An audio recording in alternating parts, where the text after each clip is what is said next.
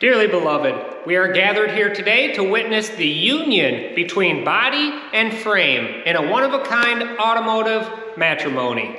They say that opposites attract, and when this one-of-a-kind custom pickup truck cab that we just built met this ordinary one-of-millions type of frame, they knew they were destined to be together. I ask that you approach this video with an open mind and an open heart as we combine this frame and body in eternal love.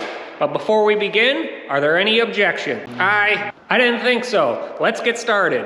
All right, guys, sorry about that. I get a little bit of sugar in me, and the next thing you know, I'm playing dress up in the garage. Anyway, this is the chassis we're gonna be using for this body swap. It's a 95, I'm told, Jeep YJ chassis.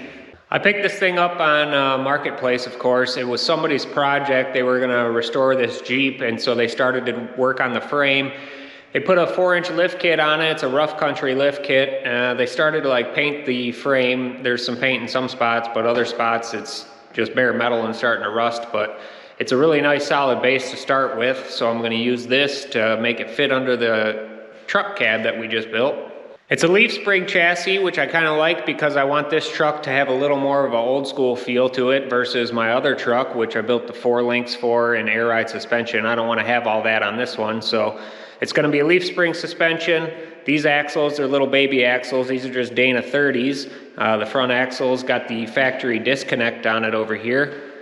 I'm definitely going to have to do a lot of modifications to this frame. It's not going to be as simple as just bolting the body on top of it. So we're going to have to cut off all the body mounts, make new body mounts, and then eventually we're going to end up stretching the frame in order to make the wheelbase that I want so that the truck looks correct from the side. How can you tell that it's a Jeep frame? Well, it's easy. Every Jeep I've ever seen, you probably see them going down the road, have these, where are they at over here? Have these bolts right here. So that's how you know it's a Jeep frame, because every Jeep's the same. They got those on there. All right, it's got an aftermarket bumper on it that somebody put on it, just a plate bumper with some tow hooks, but we're not gonna be using that. That's just typical Jeep stuff. These wheels and tires, those are what came on it. We're not gonna be using those either. This tire is dry rotted. It goes flat after sitting for a little while. It does have an aftermarket steering gear on it. This is from PSC, so that's a bit of an upgrade. Basically, this is just a really good platform for me to start with versus having to build an entirely new frame from scratch. I just didn't want to have to do that on this build, so I just think we're a lot further ahead starting with this Jeep frame already built.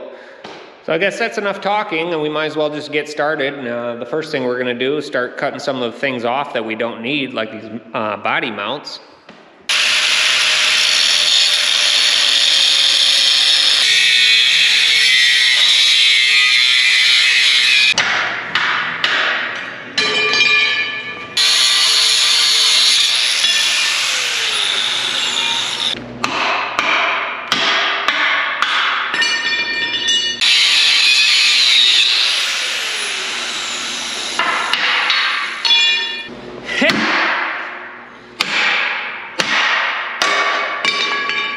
Okay, there's all the body mounts cut off. Next thing we want to do is get rid of these motor mounts because we don't need these where we're going. I believe these are aftermarket motor mounts also. I think they're for an LS, but we're not putting an LS in this thing, so we're going to cut these off of here.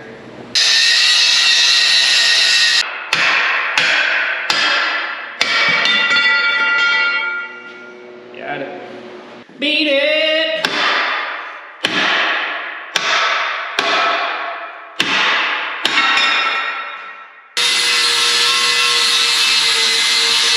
All right, got those motor mounts off of there. They were supposedly for an LS, but whoever welded them on there thought they were for a big block because there was so much weld on there. I almost couldn't get it off, but got those off and ground down. Now we're gonna take this front bumper off.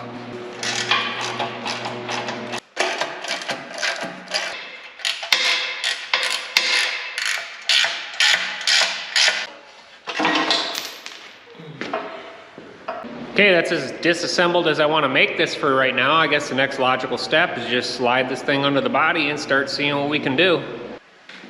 In a 4x4 by you, babe.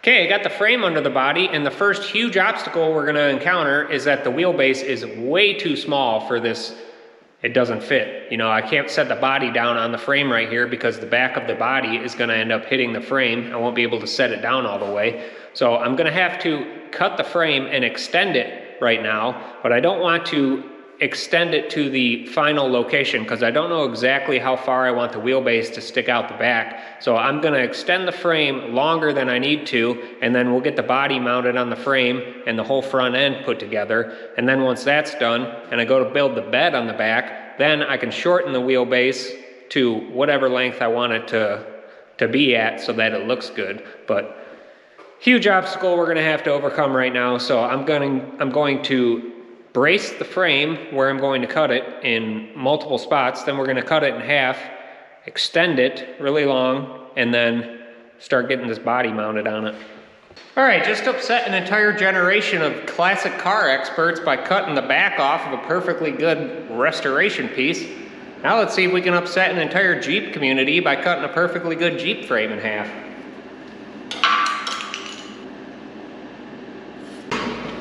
Okay, cut some bracing, and that's gonna go in between the frame rails before I cut it, so I'm just gonna weld this in real quick.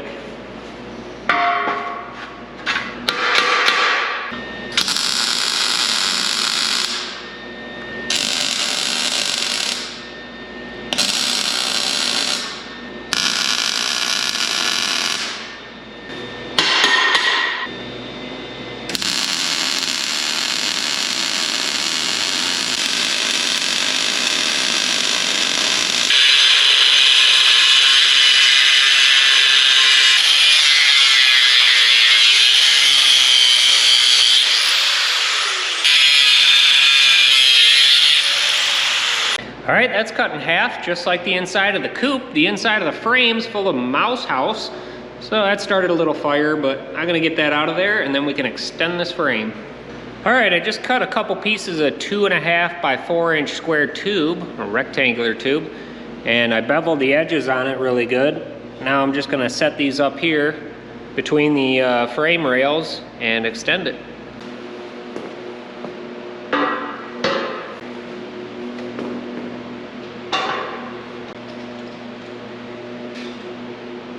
Okay, just went around and clamped a couple of scrap pieces to the top of this so that it'll be plumb on top.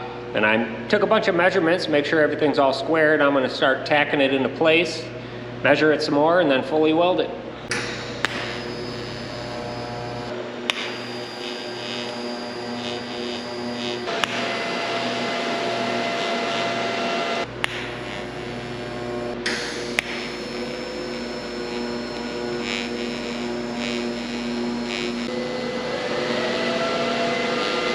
Okay, I got the front all welded up. Now I'm gonna do the rear, but this is just gonna be temporary until I get the bed. Once I get the bed, then I can cut this weld and shorten it.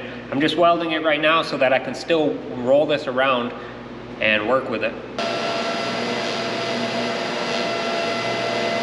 All right, I got the frame all welded up. This thing is long, but that's okay because I'm gonna cut it down once I get the bed. The next thing I wanna do is cut some metal so that I can make some fish plates, and those are gonna go over the joint where I welded the tube to the original frame to make it longer. So let's cut some metal.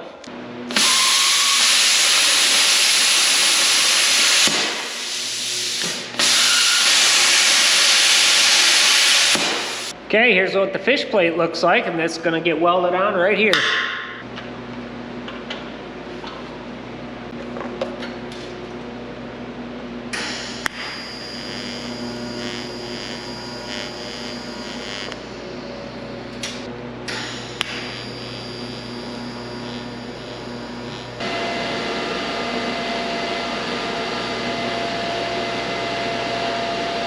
All right, those are done. They look really good. Got some nice dimes going in there. I did the other side, and I'm going to put another plate on the inside of the frame rail in here, but I'm not gonna do that for a little while because this temporary cross member is in the way. So once I get this out of here, then I'll plate the inside too. But both sides look really good. So now the next thing I'm gonna do is roll this back under the body and try and get the body down on the frame. All right, done some sketchy things before, but this is up there, I don't know.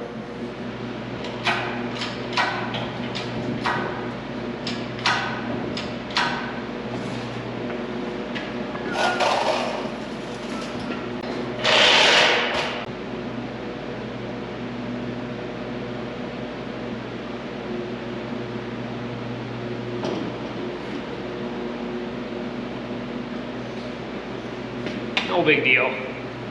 All right, check it out. The body's sitting on the frame. I just spent about an hour positioning it into the spot that I want. I cut these little spacers to go underneath it to hold it into position, and then I tack welded those to the frame. The reason that it's sitting above the frame a little bit is because, if you remember, this thing has running boards on it, and the running boards stick down about 7 inches, and I want the bottom of the running boards to be flush with the bottom of the frame, so that's about where the body's gonna sit. I think it looks pretty good. The next thing we need to do is start building some body mounts for this thing.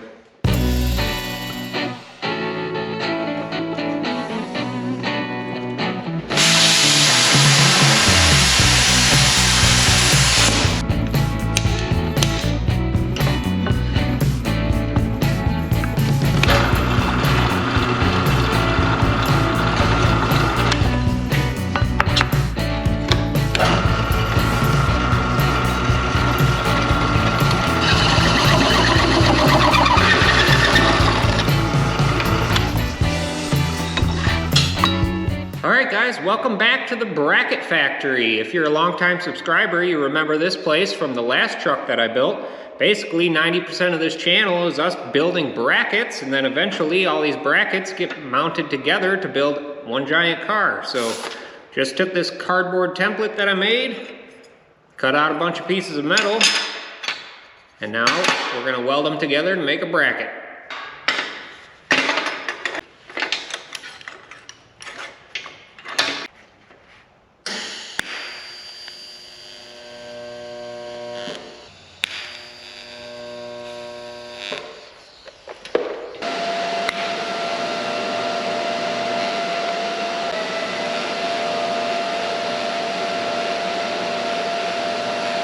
Okay, so there's going to be a total of 6 body mounts, 3 on each side. This is just the first one that I've made.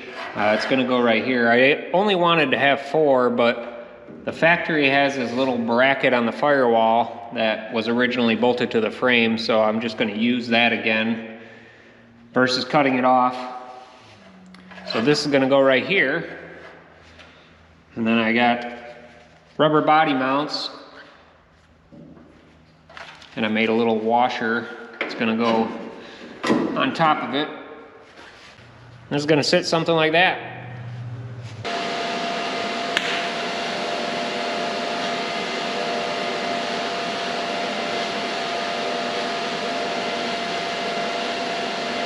All right, there's the first 2 body mounts welded in. If those welds don't hold, then these factory welds that somebody did definitely won't hold, but I ended up adding an extra plate right here on the inside on both just for strength because I thought it looked good. There they are. Okay, that's 2 of the 6. Now I just got to make 4 more. Pow!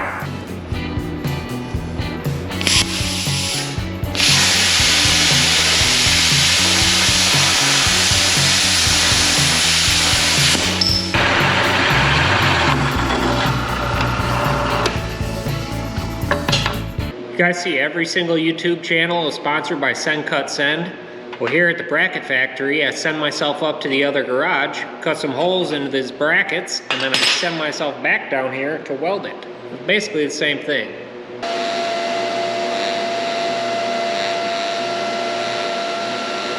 Okay, here's 2 more lower body mounts.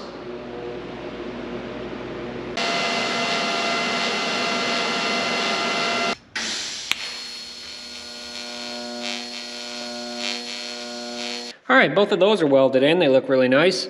Next, we're gonna make the part that comes up and over and down, and I'm also gonna put some more of these rubber body mounts in that I have, so that's gonna sit there.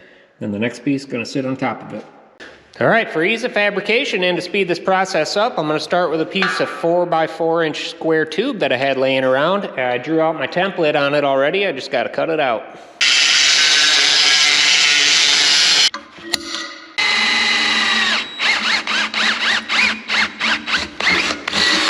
All right, that's how that's gonna sit. Just gotta weld her up.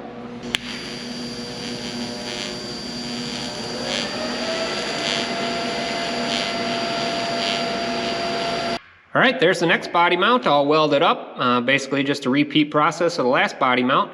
If you're wondering how I came up with this height for the body mount, I'm going to put some 1x1 square tubing on here when I build the floor, and that's going to be the structure for the floor. So that'll sit on top of this, which will bring the floor up to the same height as the original floor. So I guess next I'm going to build the last two body mounts. Brackets. Brackets.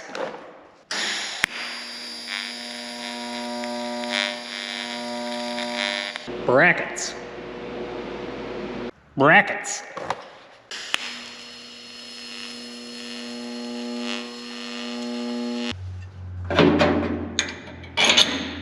Brackets.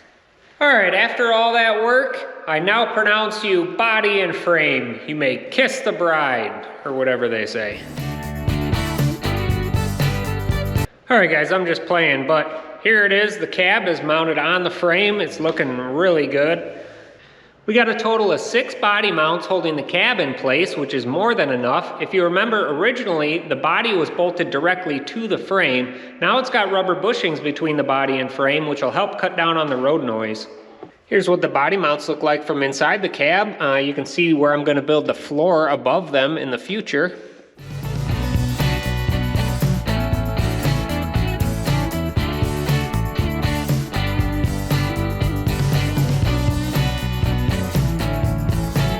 All right, that's going to be it for this episode. This project is just starting to gain some momentum, so if you want to see what it's going to transform into, make sure you are subscribed. The last video I put out got a ton of views, and there was a ton of positive comments, and I really was taken back by it. I'm typically a glass half empty kind of guy, and to see all these positive comments really made me feel good. I've never really experienced that before.